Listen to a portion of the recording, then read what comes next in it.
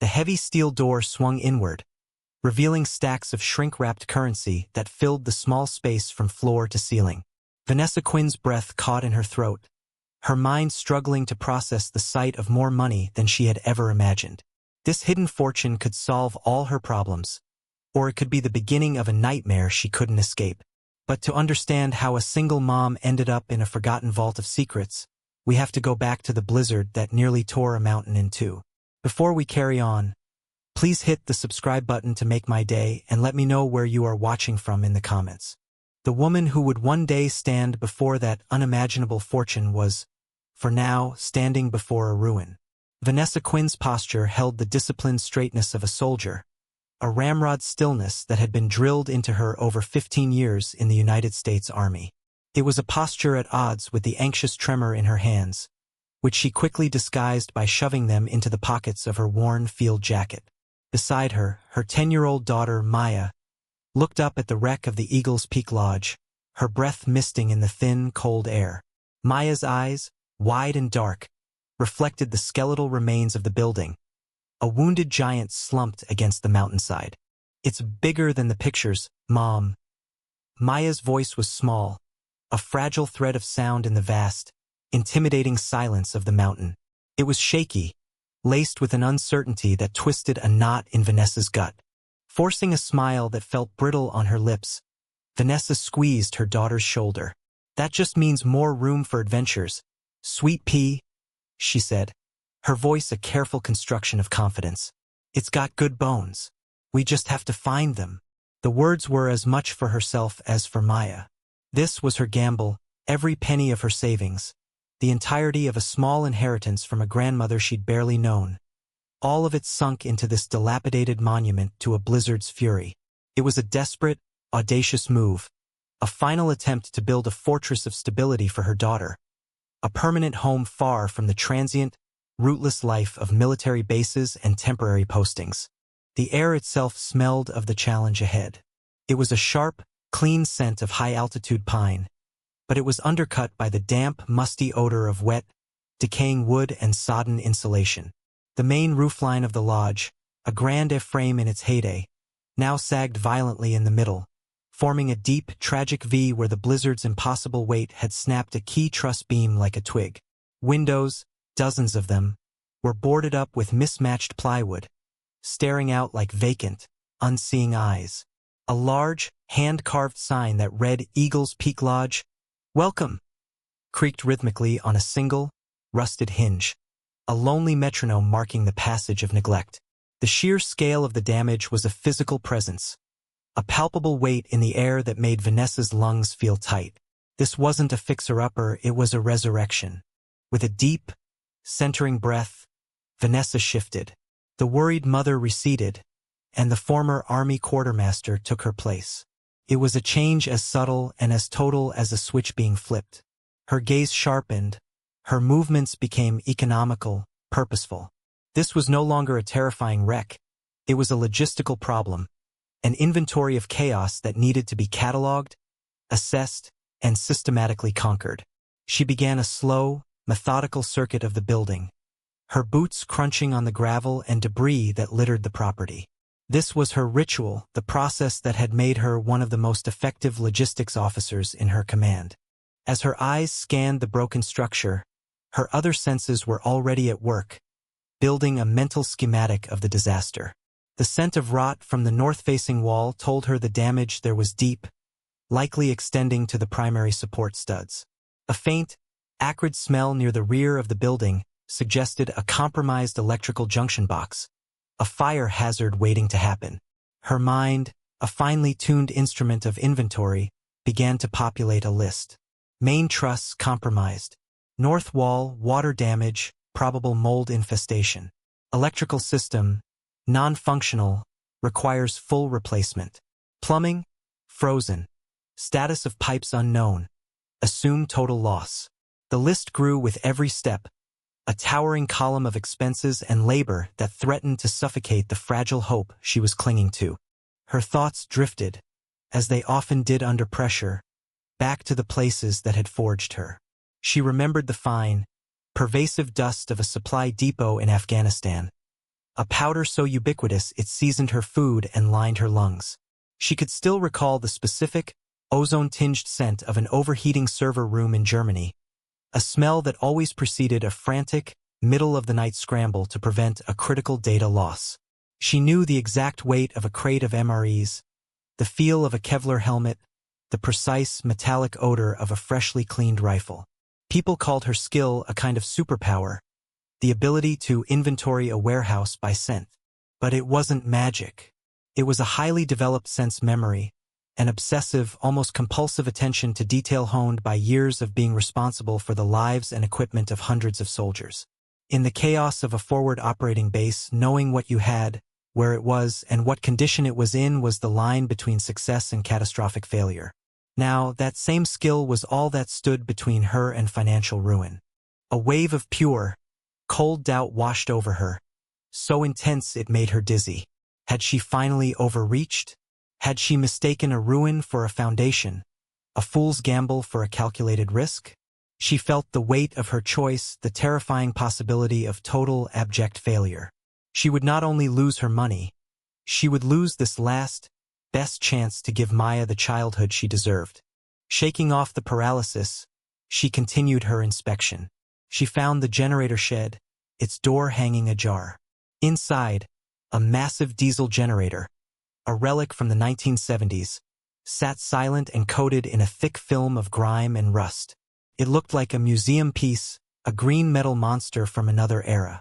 She ran a hand over its cold surface, noting the cracked fuel lines and the frayed wiring. Another item for the ever-growing list.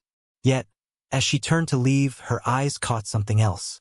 A newer, smaller transfer switch had been installed on the wall, a clear sign that someone, at some point, had made an effort to keep the lights on when the main power failed. It was a small thing, a minor detail in a sea of problems, but it was an anomaly, and her mind catalogued it with a flicker of interest. She found Maya on the wide, dilapidated front porch, tracing patterns in the thick dust on a railing. It was time to go inside. Using a heavy crowbar she'd brought from her truck, Vanessa pried the boards from the main entrance.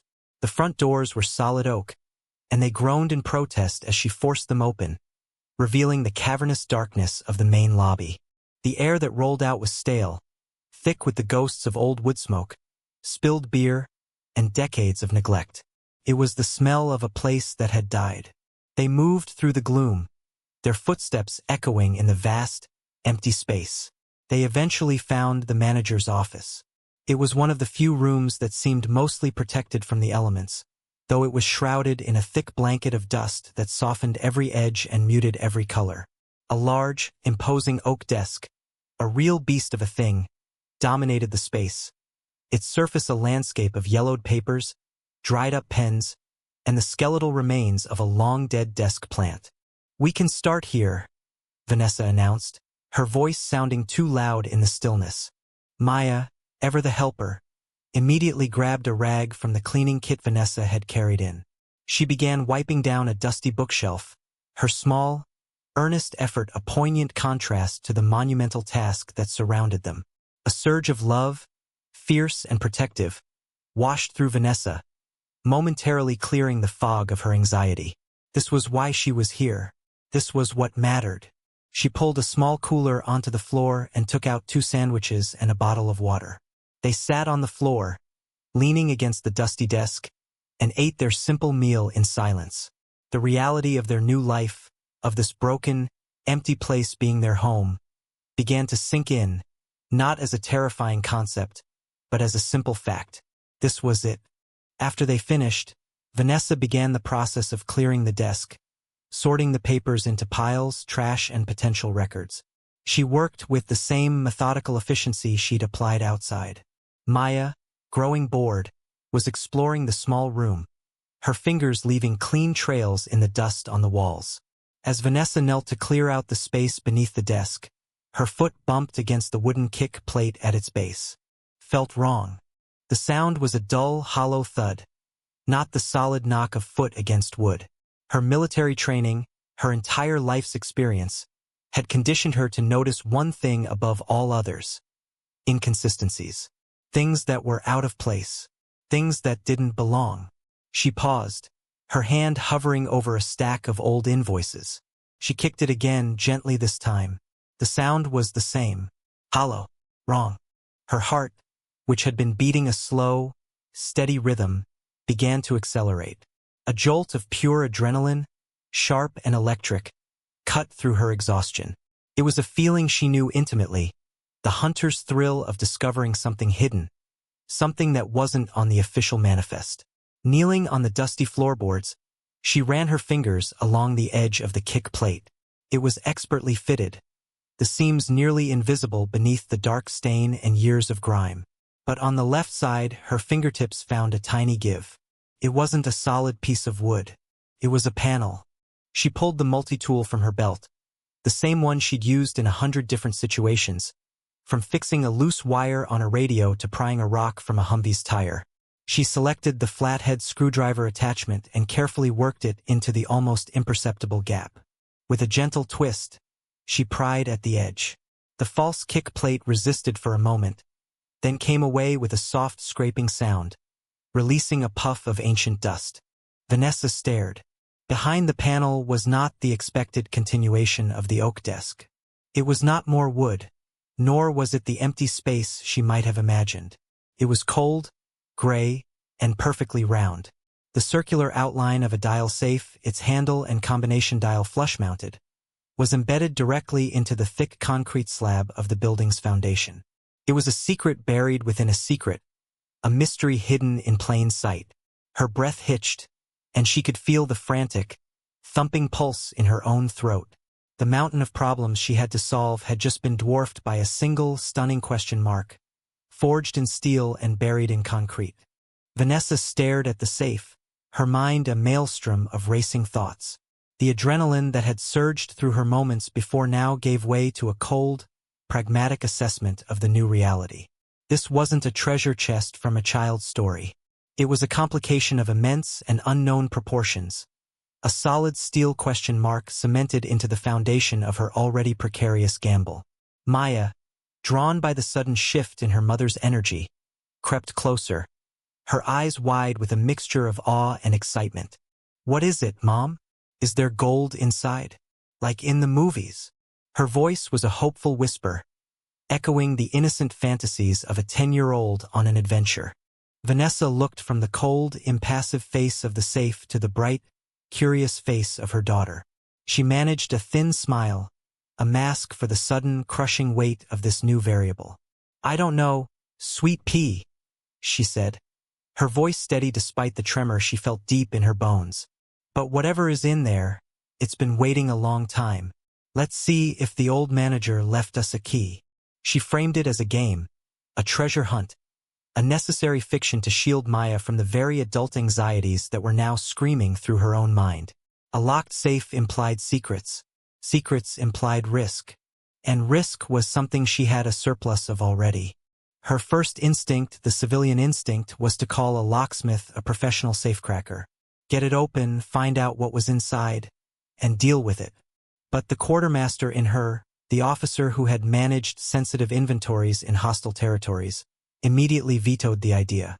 An outside professional meant a record. It meant gossip in the small, tight-knit mountain town. It meant involving strangers in a situation she didn't remotely understand.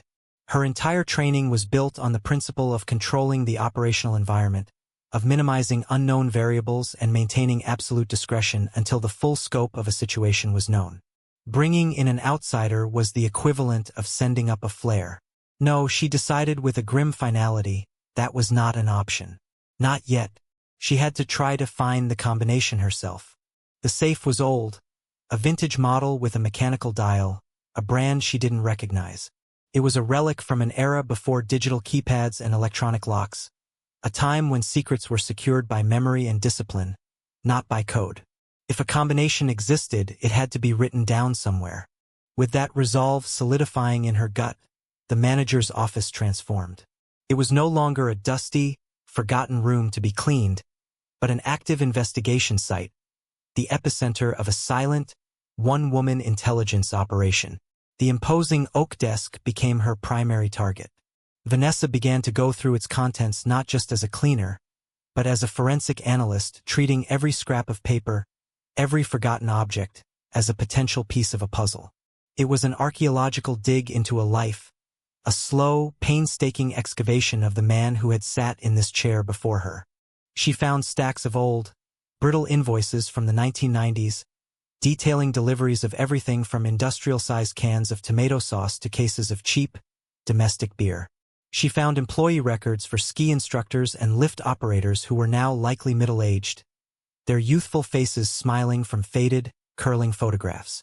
She found dried-up pens, paper clips rusted into a single, solid clump, and a desk calendar from 2002, forever frozen on the month of March. From these fragments, she began to piece together a portrait of the previous owner, a man named Arthur Croft. He was, by all accounts, a man who had once been the king of this mountain, his signature a confident, decisive scrawl on the early documents. But as the years progressed, the scrawl became shakier, the orders smaller, the records less meticulous. She was witnessing the slow, papery decay of a man's fortunes. For Maya, the game quickly lost its appeal. The meticulous sorting of dusty papers held none of the glamour of a real treasure hunt. Vanessa, seeing her daughter's flagging spirits, cleared a space on the floor away from the worst of the dust and made a small, makeshift bed for her out of a pile of old, musty coats she'd found in a closet. Maya was asleep within minutes, her small chest rising and falling in a steady, peaceful rhythm that stood in stark contrast to the frantic, silent search of her mother. Hours bled into one another. The sun arced across the sky, its light shifting through the grimy office windows, casting long, distorted shadows that crept across the floor. Vanessa worked on, fueled by a stubborn, relentless determination. She cleared the desk, every drawer, every cubbyhole. Nothing. She moved to the tall, metal filing cabinets that stood against the far wall. The drawers screeched in protest as she pulled them open, releasing the smell of stale, ancient paper and ink. More of the same, a litany of a business in slow decline. She felt a familiar pang of frustration, the dead-end feeling of a search yielding nothing but mundane details. Her back ached, and her eyes burned from the dust and the strain of reading the faded print. Then, in the very back of the bottom drawer of the last cabinet, her fingers brushed against something different. Not loose papers, but a bundle. She pulled it out. It was a stack of old, ledger-style maintenance logs, their cardboard covers softened with age, bound together with a loop of thick, fraying twine. They were filled from cover to cover with a spidery, looping handwriting, the same hand that had signed the early, confident invoices, Arthur Croft's hand. This was it. If a clue existed, it would be here, buried in the mundane. She sat on the floor, the stack of logs in her lap, and began to read. The only sounds were the whisper-soft rustle of the brittle pages turning and the low, mournful howl of the wind as it swept down from the high peaks, rattling the window frames. The logs were a diary of the lodge's mechanical life, a chronicle of a building's slow war against entropy. Boiler pressure fluctuating, check for leaks in main line, lift motor on chair 3 making grinding noise, requires lubrication, snowplow engine running rough, replace spark plugs. It was a litany of repairs, a testament to the endless, thankless work of keeping a place like this alive. Vanessa's focus was absolute, her eyes scanning every line, every margin, every notation, searching for the anomaly, the detail that didn't fit the pattern. She worked through the first logbook, then the second. The light outside began to fade, plunging the office into a deep, dusty twilight. She switched on her heavy-duty flashlight, its bright, white beam cutting a sharp circle in the gloom, illuminating the spidery ink on the yellowed page. She was deep into the third logbook, its entries dating back more than a decade, when she found it. It was a small, almost unnoticeable note, tucked into the margin of an entry about a generator repair. The main entry was like all the others, dry and technical. It read, "Main power line down due to ice storm. Power out for 48 hours. Full blackout on the mountain. Generator running continuously." It was the marginalia, written in the same hand but so faintly it was barely visible, that made her breath catch in her throat. A simple, three-word phrase, asterisk, accounting after the blackout. Asterisk. Below it, almost like an afterthought, was a series of 6 numbers, written with a pencil that had been worn to a nub, the graphite impressions so faint they were like ghosts on the page. For -18-33. Vanessa's mind, honed by years of logistical problem-solving, lit up like a switchboard. Accounting. Not maintenance. Not a part number or a technical specification. It was a deliberate, coded message, a signpost left by a man who needed to remember something important. Her brain made the leap in a split second. A blackout.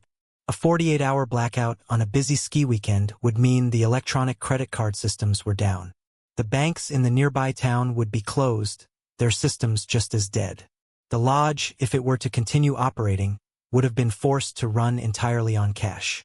Cash for lift tickets, cash for food, cash for drinks at the bar. A river of paper money flowing through the building with no official way to deposit or record it. This had to be it. The numbers could have been a date, April 18, 1933, but that felt wrong, too obscure. But as a safe combination, the sequence felt perfect. It was simple, memorable, and directly linked to the event that necessitated its use. Her exhaustion vanished, replaced by a surge of heart-pounding, high-voltage adrenaline. With hands that trembled slightly, she crawled back to the space under the desk and knelt before the safe again. The lodge was utterly silent now, a tomb of darkness and dust. The only light was the beam of her flashlight, which she propped up on a stack of books, aiming it at the circular dial. She took a deep, shuddering breath, the cold, stale air stinging her lungs. This was the moment. She wiped the thick layer of dust from the dial with the sleeve of her jacket, revealing the cool, smooth metal beneath. The numbers etched into the steel were worn from use. She placed her fingers on the dial, the cold seeping into her skin. Following the classic sequence she'd seen in old movies, she began to spin the dial. Right, for times past 0, stopping precisely on the first number. For the sound of the internal mechanism, a soft, metallic whir, was unnaturally loud in the profound silence. Left, 3 times past 0, her fingers careful not to overshoot the mark. The first tumbler clicked into place with a sound like a snapping twig, a sharp, definitive report that echoed in the small, enclosed space. Right, twice past 0, her heart hammering against her ribs. 33. The second tumbler fell with a slightly softer click. And then the final turn, right directly to the last number.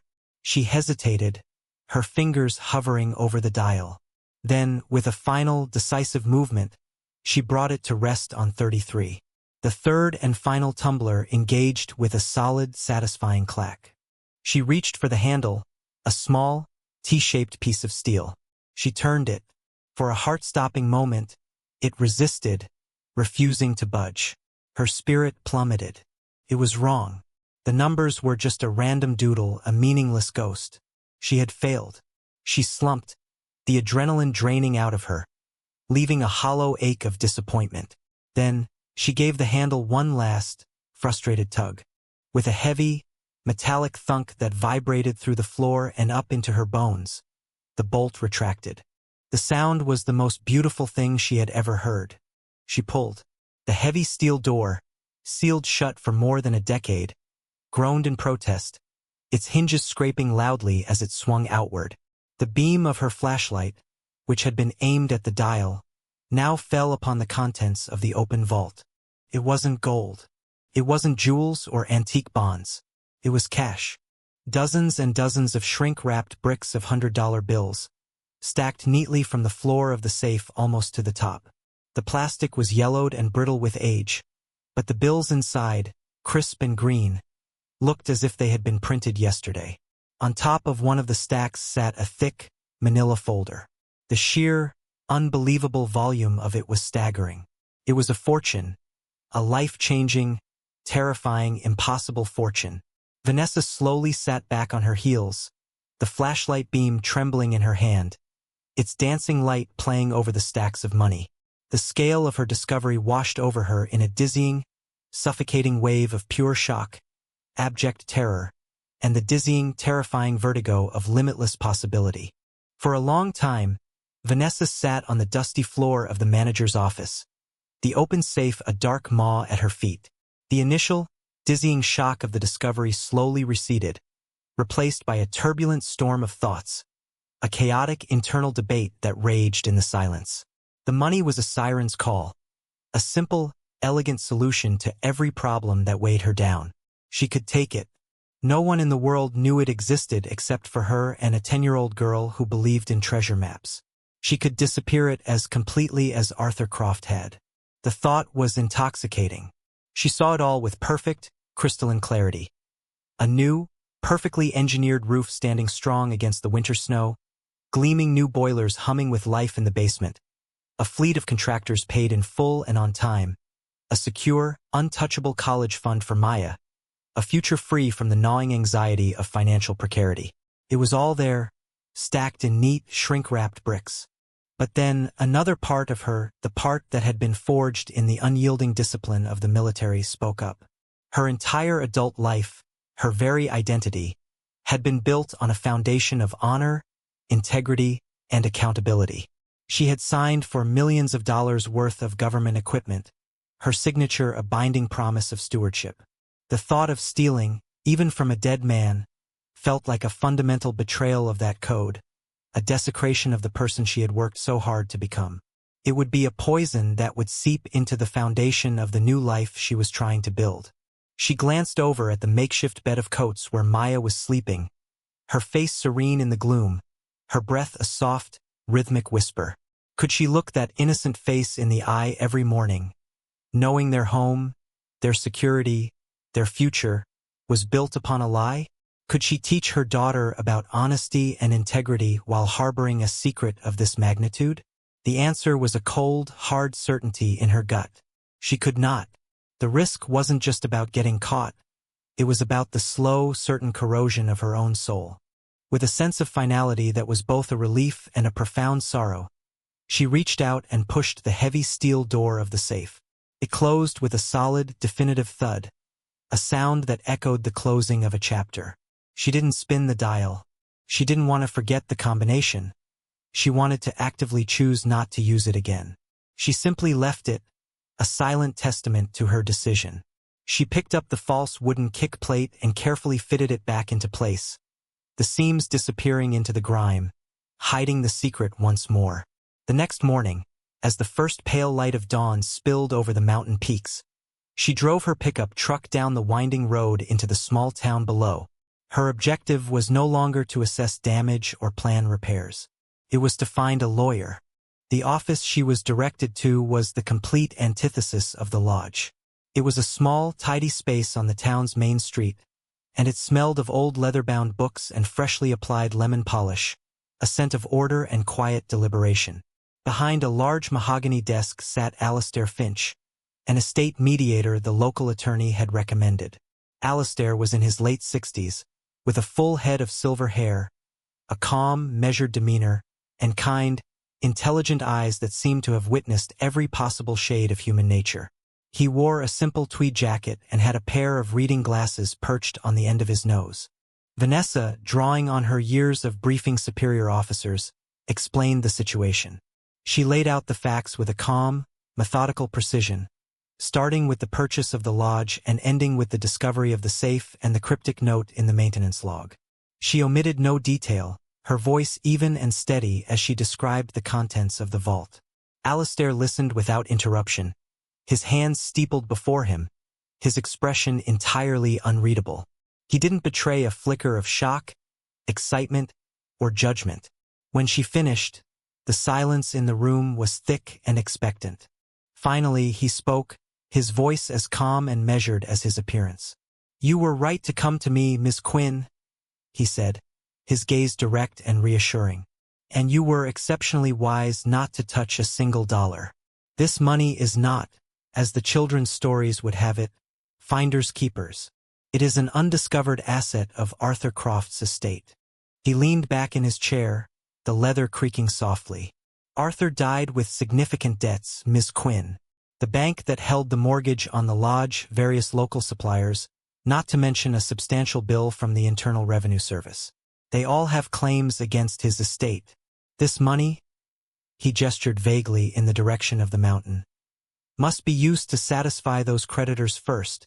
It's the law. The fragile bubble of hope that had begun to inflate in Vanessa's chest, the hope that there might be a simple, clean reward for her honesty, began to deflate. Alistair seemed to sense her disappointment. However, he continued, that does not mean your role in this is without merit. Far from it. He outlined the process that lay ahead. He would petition the court to be formally appointed as the mediator for the estate, citing the discovery of the new asset. Once appointed, they would return to the lodge with a bonded security agent present, to have the money officially counted, verified, and transported to a secure bank vault, where it would be deposited into an estate account under his sole supervision. As the finder of the asset, and as the new owner of the property where it was located, you are in a strong position to make a claim yourself, he explained. It could be considered a finder's fee, or we could negotiate a settlement with the court and the creditors. But I must be clear with you, there are absolutely no guarantees. The legal process can be slow and unpredictable. The daunting complexity of the situation settled upon her, but with it came a strange sense of relief. The burden was no longer hers alone. She had done the right thing, and now, she had a man of quiet competence in her corner. A few days later, Vanessa stood once more in the dusty manager's office. This time, however, she was not alone. Alistair Finch was there, looking just as composed in the dilapidated room as he had in his polished office. With him was a uniformed, bonded security guard, a large, silent man whose presence added another layer of surrealism to the scene. The process of removing and counting the money began. The guard, using a small crowbar, pried open the safe door that Vanessa had closed just days before. The sight of the cash, even for the second time, was breathtaking. It was a surreal scene, a tableau of bizarre contrasts. The dusty, decaying office, a monument to neglect, was now the site of an operation involving millions of dollars. The security guard began removing the shrink-wrapped bricks of cash, stacking them carefully on Arthur Croft's old desk. The plastic crinkled, a dry, papery sound in the quiet room. Alistair had brought a portable currency counting machine, and its high-pitched, rhythmic whirring soon filled the air, a sound of modern commerce completely at odds with the ancient stillness of the lodge. As the machine worked, its small digital display ticking upward at an astonishing rate, Vanessa picked up the manila folder she had seen resting on top of the stacks. Inside were old, yellowed deposit slips and several handwritten ledgers. She opened one. The pages were filled with Arthur Croft's spidery script, detailing cash transactions from multiple ski seasons. She recognized the dates instantly. Cross-referencing them with her memory of the maintenance logs, she saw the pattern emerge with perfect clarity. The dates of the largest cash influxes corresponded exactly to periods of major storms and mountain-wide blackouts. Arthur Croft hadn't just been stashing emergency cash. He had been running a sophisticated, off-the-books shadow economy for years, his own private bank that operated only when the rest of the world went dark. The whirring of the counting machine finally stopped. The guard cleared the display and ran the final tally. He looked at Alistair, then at Vanessa. The final count, he announced, his voice flat and professional, is $7.5 million. The number hung in the air, an impossible, unbelievable weight.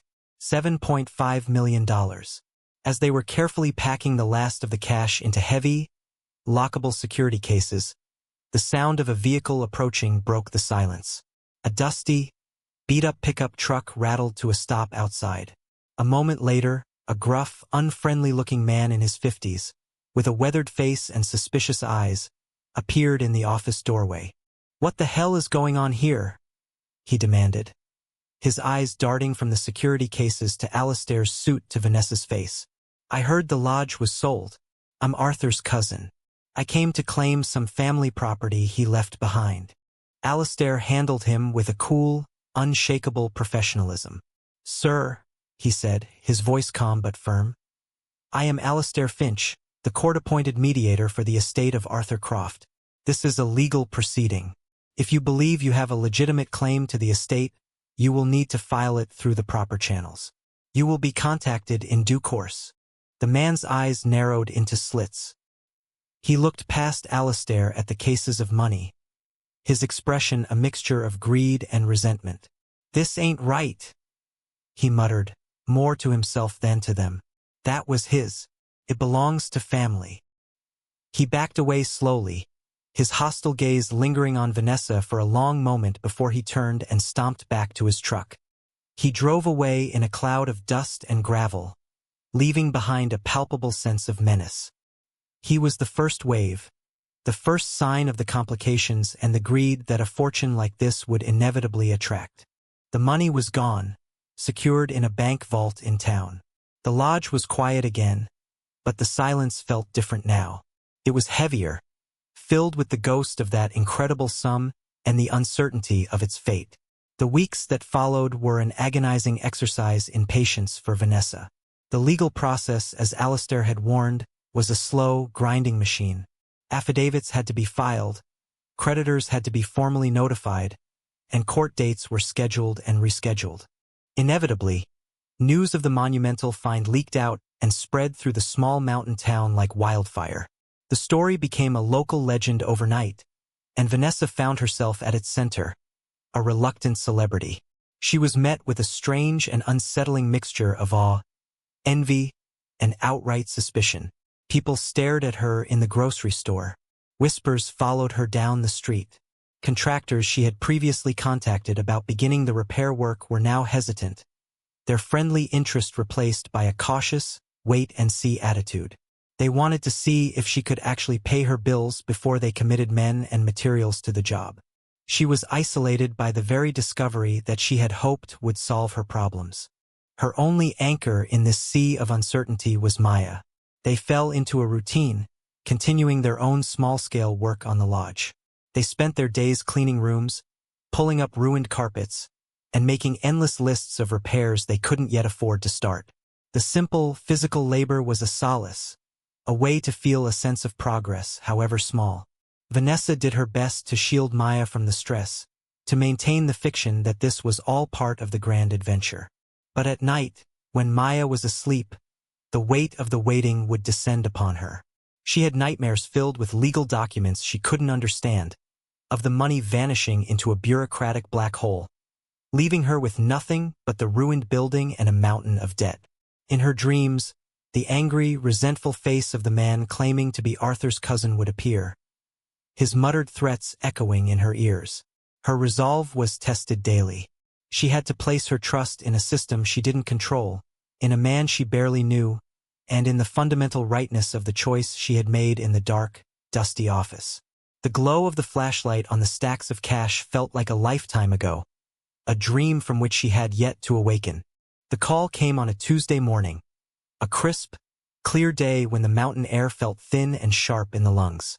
It was Alistair Finch's secretary, her voice polite and professional, requesting Vanessa's presence in the office that afternoon. The waiting was over. One way or another, it was over. The drive down the mountain felt different this time. The familiar curves of the road, the stands of aspen with their trembling leaves, the panoramic views of the valley below, all of it seemed sharper, more defined, as if she were seeing it for the last time from the precipice of a life-altering change. She parked her truck and walked into the tidy office, the scent of lemon polish and old leather a familiar anchor in the swirling sea of her anxiety. Alistair Finch looked up as she entered, offering a small, reassuring smile. He looked exactly the same, a bastion of calm in his tweed jacket, but the thick file on his desk was new. It was a formidable stack of paper, the physical embodiment of the last several months of her life. He gestured for her to sit. "Vanessa," he began, forgoing her formal title for the first time. "Thank you for coming. I have the final disposition from the court." He opened the file, his movements deliberate.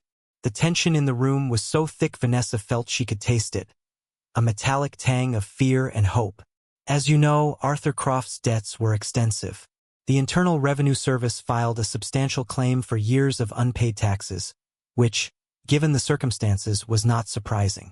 Their claim was satisfied in full. He paused, letting the information settle.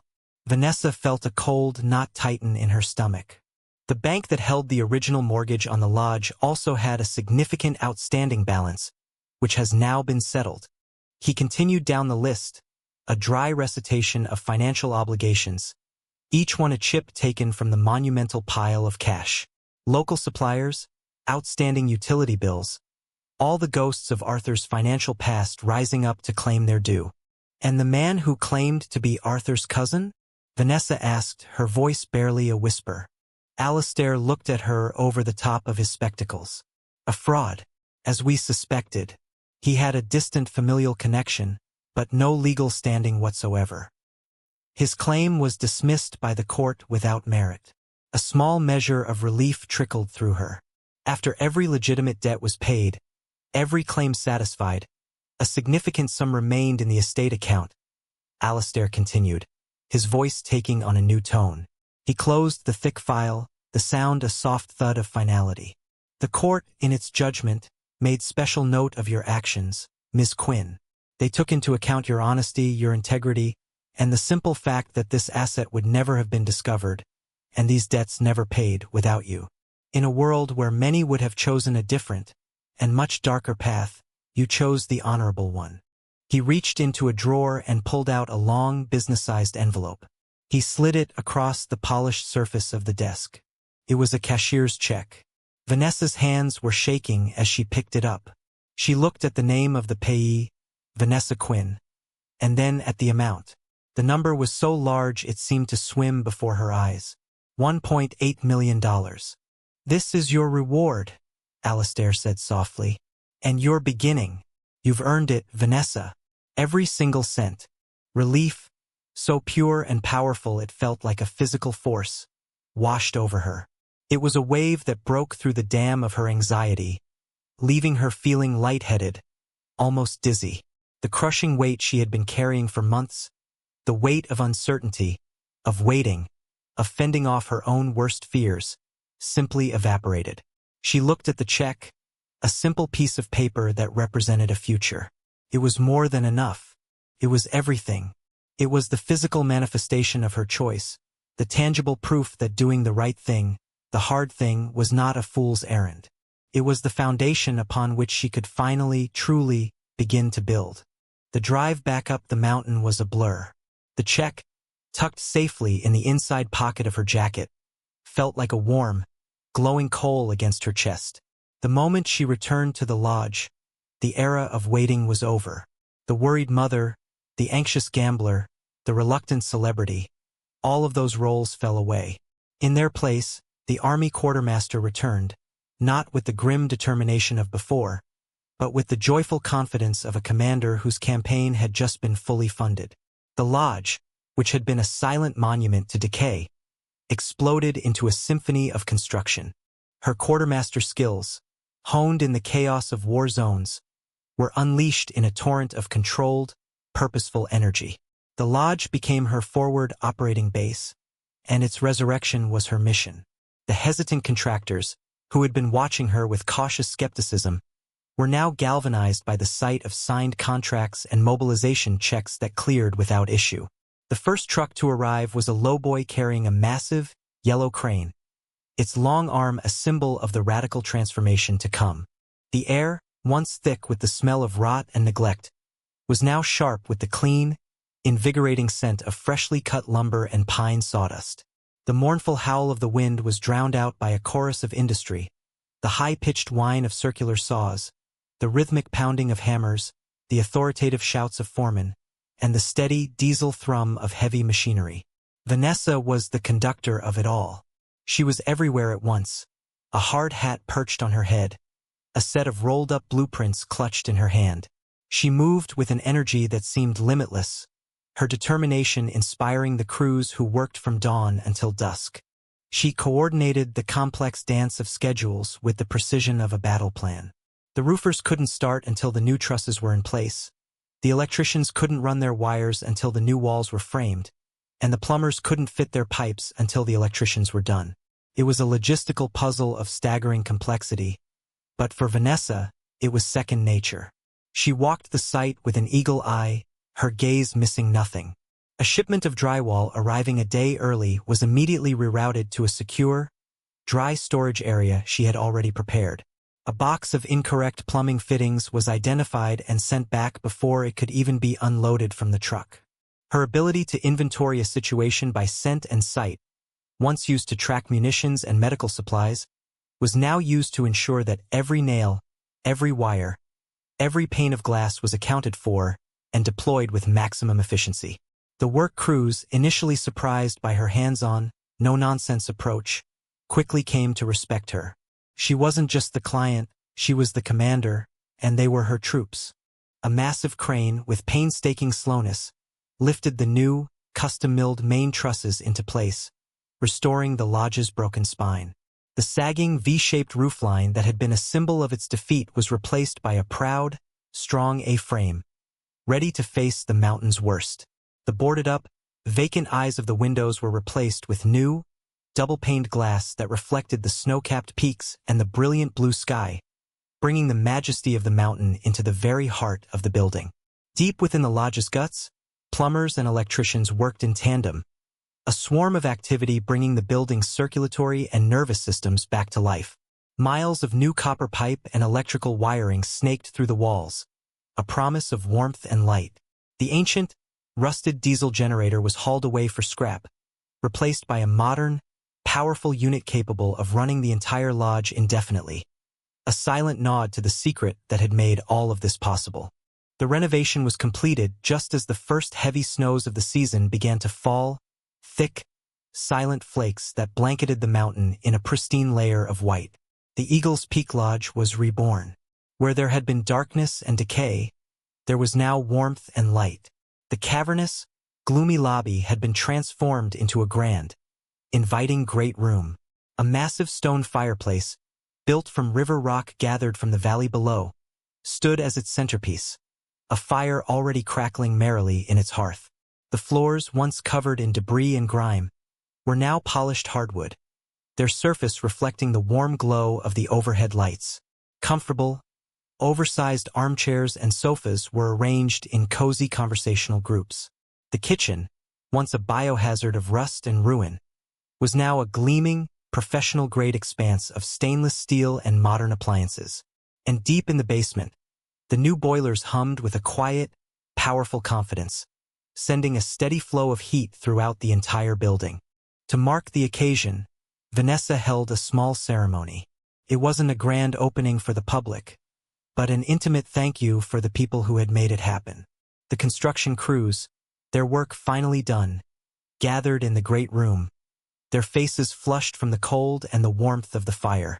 Alistair Finch drove up from town, his calm smile now tinged with genuine pride. Vanessa said a few simple words of thanks, her voice thick with an emotion that needed no embellishment. Then, she turned to Maya, who was vibrating with excitement.